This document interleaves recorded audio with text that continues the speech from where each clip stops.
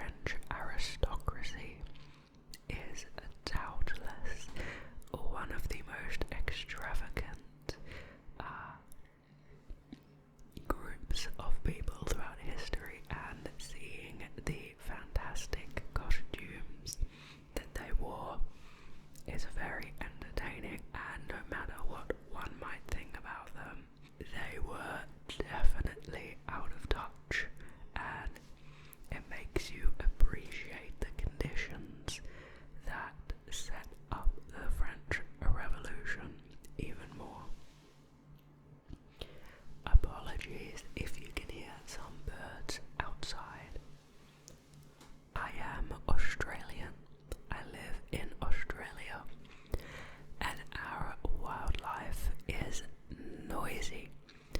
It is particularly difficult being an Australian ASMR artist, and I know a good few other Australian ASMR artists who experience similar things. Our wildlife is loud, but that's a little tangent. Now back to Remy, who is going to use the necklace in some sort of confidence trick. Okay, and she made a plan to gain wealth and power and royal patronage.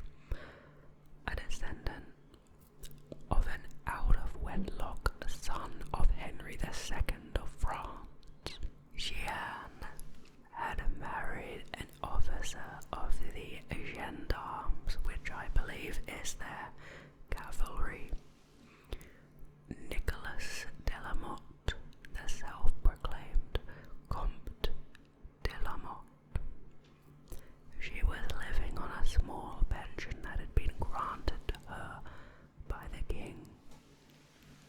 In March of 1785, Jeanne became the mistress of the Cardinal de Rohan, a former French ambassador to the court of Vienna.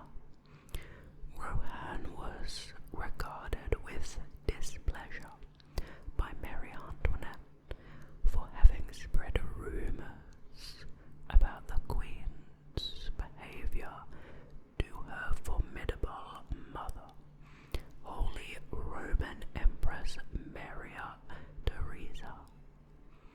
The Queen had also learned of a letter in which Rohan wrote of Maria Theresa in a manner that the Queen found offensive.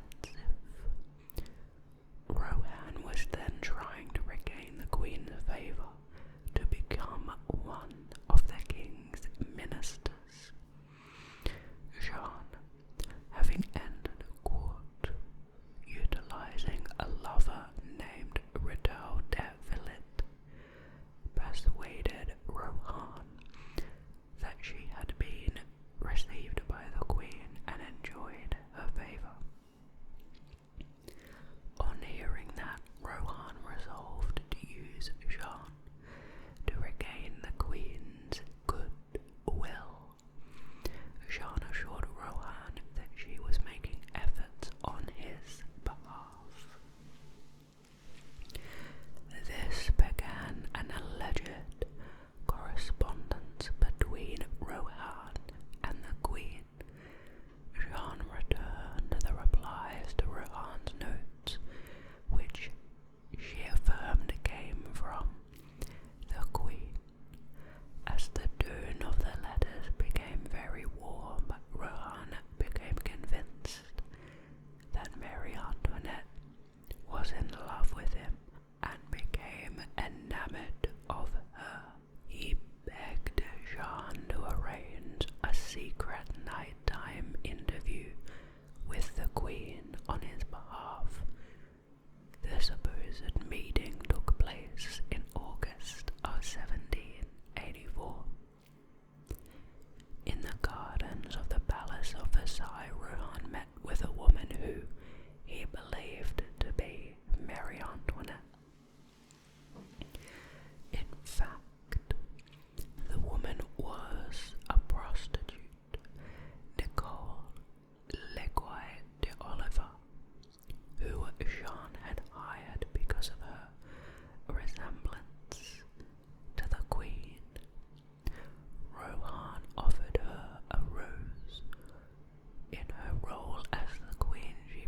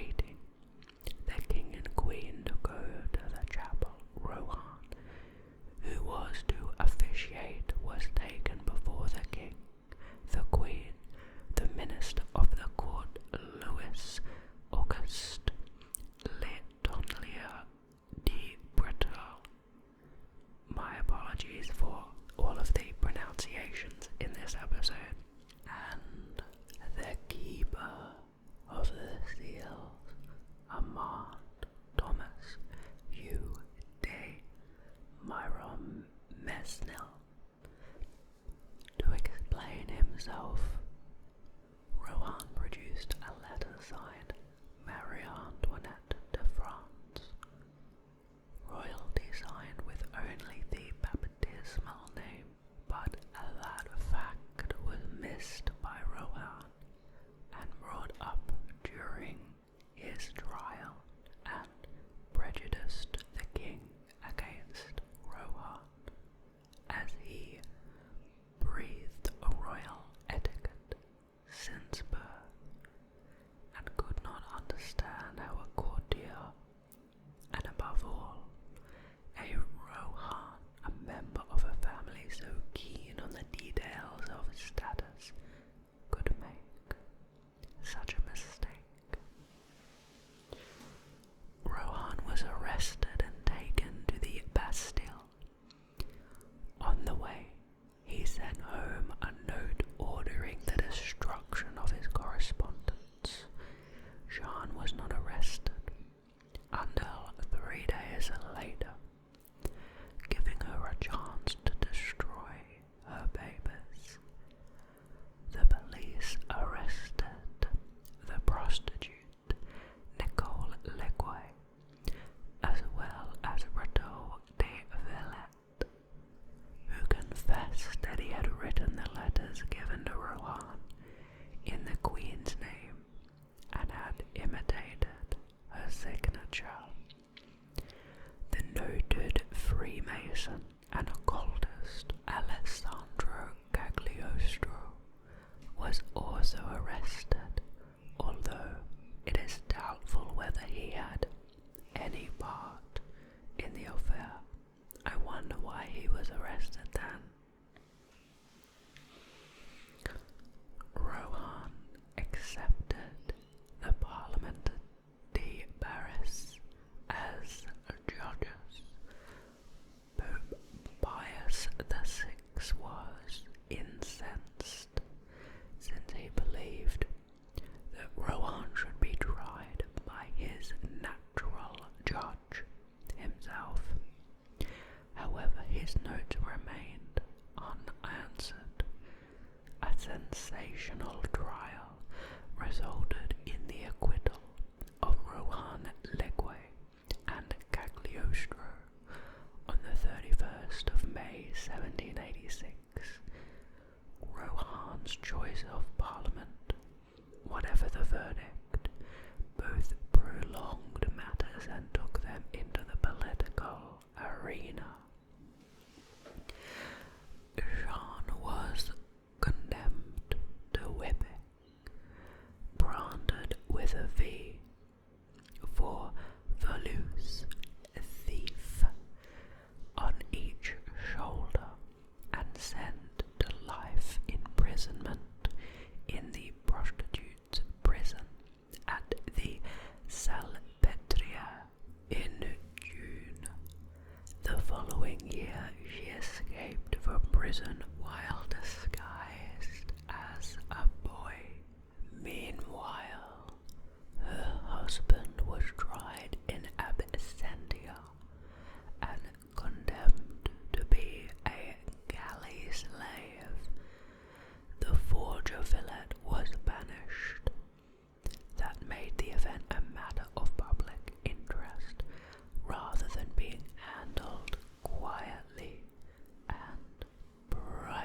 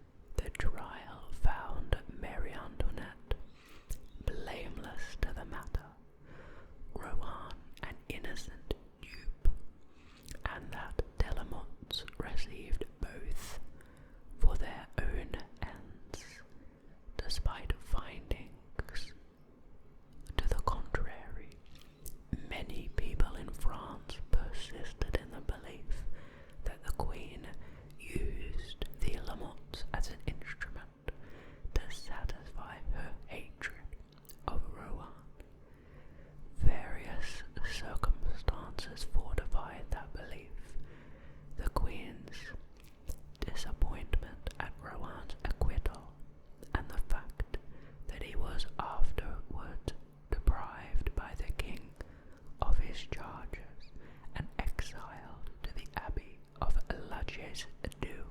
In addition, the people assume that the Parliament of Paris's acquittal of Rohan implied that Marie Antoinette had somehow been in the wrong. All those factors led to a huge decline in the Queen's popularity and impressed an image of her to the public as a manipulative spendthrift who was more interested in vanity than in the welfare of her people. Jeanne took refuge in London and in 1789 published her Memories Justificates, in which she once again libelled Queen Marie Antoinette.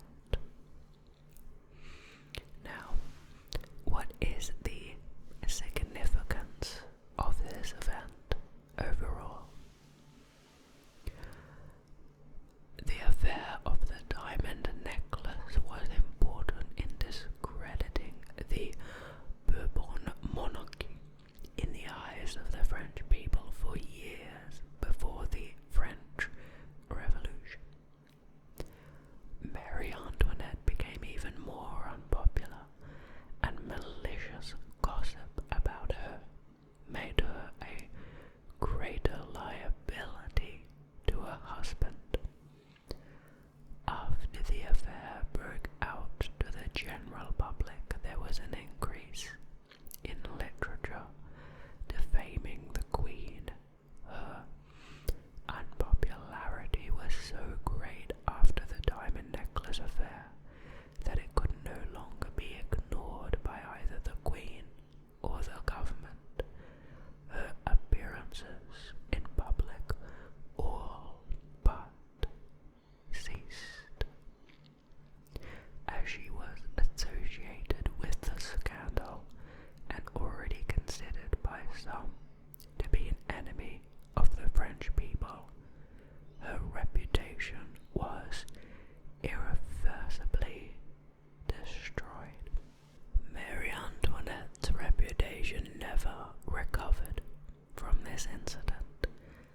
Her early history of excessive spending had already blemished her popularity, but the diamond necklace affair catapulted public opinion of her into near hatred, since she appeared to have plotted to misuse more of the kingdom's depleting money for personal trinkets.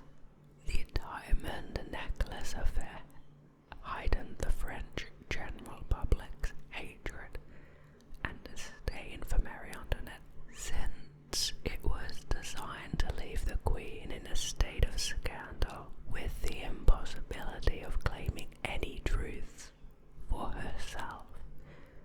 The public relations nightmare led to an increase in salacious and degrading pamphlets, which would serve as kindling for the oncoming French Revolution. It could be said that she symbolized, among other things, the lavishness and corruption of a dying regime. Wow. And served as the perfect scapegoat of the morality play that the revolution in part became, which made her a target for the hatred of the French Republic and groups like the Jacobins or Jacobins and the Sans-Culottes.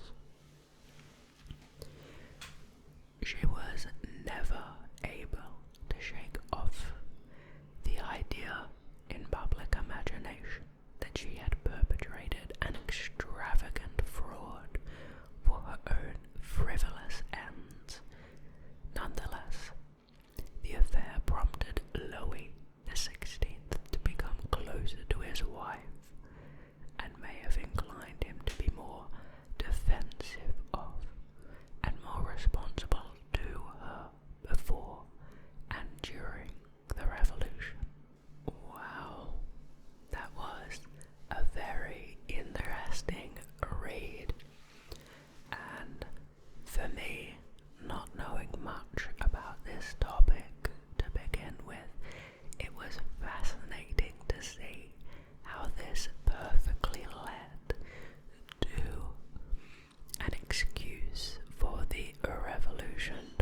something